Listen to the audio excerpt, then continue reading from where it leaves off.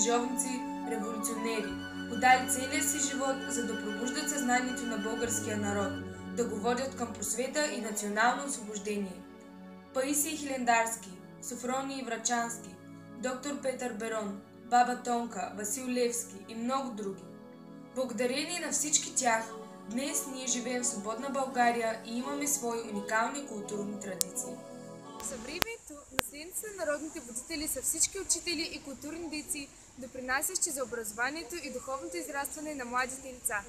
Те насочват децата към всичко ценно и свято и им вдъхват коража и силата да продължават само напред. В годините, докато раста, ръководителите им по пеене и танци, треньорите им по плуване, както и всичките им преподаватели, ми помагаха да преоткрия себе си и да възприема света по един по-красив начин. Но човекът, който най-много ми даде от своето просвещение, е моята първа учителка Здравка Георгиева. Сега ще ви срещна с нея. Професията учител ваша детска мечта ли беше?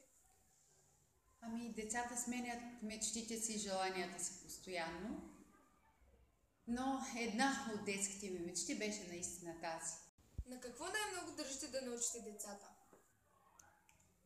Най-важното, което трябва да знаят и да могат моите ученици, е да бъдат добри и достойни хора, честни, всеотдайни. Според вас в днешно време будителите успяват ли да пробудят съзнанието на българския народ? Живеем в различно време и хората имат различна ценностна система и различно съзнание. Да, на някои деца може да бъде пробудено, но наистина те трябва да чувстват някаква необходимост и желание за това.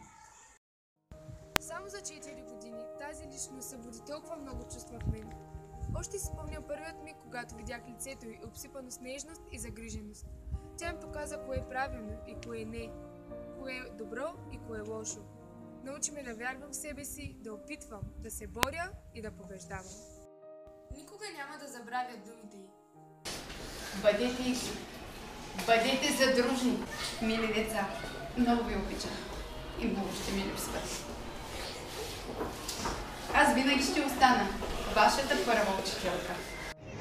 Освен будител, за мен тази жена е ангелът-пазител, който вечно бди над мен, осветяващ пътят на моите мечти.